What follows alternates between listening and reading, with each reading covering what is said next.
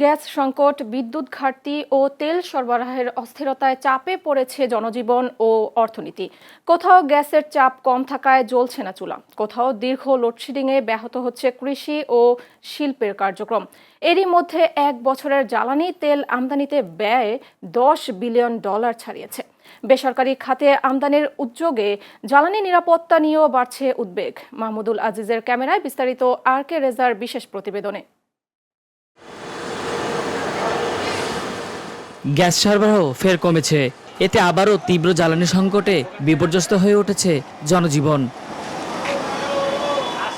শহরের অনেক এলাকায় গ্যাসের চাপ কমে যাওয়ায় জ্বলছে না চুলা, আর গ্রামে দীর্ঘ লোডশেডিংয়ে জনজীবন বাদেও ব্যাহত হচ্ছে সেচ ও উৎপাদন। গ্যাস সংকটে পাম্পেও রয়েছে যানবাহনের দীর্ঘ লাইন, যেমনটা কিছুদিন আগে দেখা দিয়েছিল তেল সংকটের সময়। আমাদের এখানে গ্যাস থাকে না, সকালবেলা যায়, আস্তে আস্তে বিকাল হয়। আর মঙ্গলবার দিন মোটাই থাকে না, রাত 12টা বাজে গ্যাস আসে মঙ্গলবারে।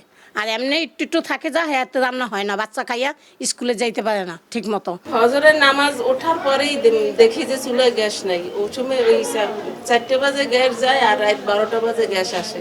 কোনো বাচ্চাগো টিফিন নাস্তা, একটা মেহমান আসলে তাকে খাবার দিতে পারি না। ভোগান্তি, প্রচুর ভোগান্তি।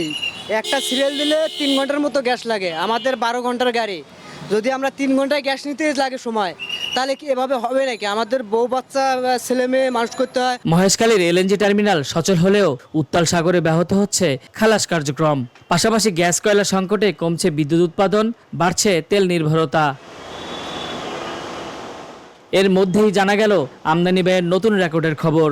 এক বছরে জ্বালানি তেল আমদানিতে খরচ হয়েছে $10 বিলিয়নেরও বেশি, যা চাপে ফেলেছে অর্থনীতিতেও। এমন বাস্তবতায় পরিশোধিত জ্বালানি তেলের আমদানি ও বাজার বেসরকারি খাতে উন্মুক্তের উদ্যোগ নিয়েছে সরকার, যা তৈরি করেছে নতুন উদ্বেগ। গ্যাস বেসরকারি খাতে কিরকম?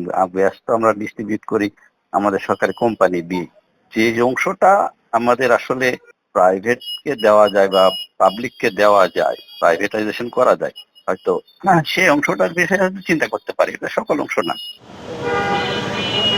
বিশেষজ্ঞদের আশঙ্কা, দাম বাড়া বা ডলার সংকটে বেসরকারি আমদানি কমলে জ্বালানি সরবরাহে ফের সংকট দেখা দিতে পারে। ফার্নেস অয়েল আমদানির আগের অভিজ্ঞতাই এই উদ্বেগের বড় কারণ। যে জ্বালানি আমদানির জন্য যে বৈদেশিক মুদ্রা দরকার, সে বৈদেশিক মুদ্রার সংকট রয়ে গেছে, সরবরাহ করতে পারছে না সরকার।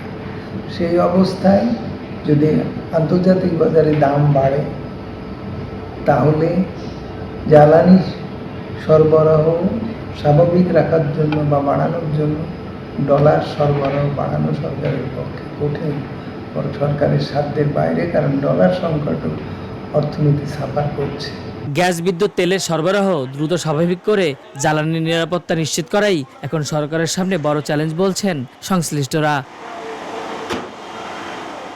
RK Reza, channel S, Dhaka.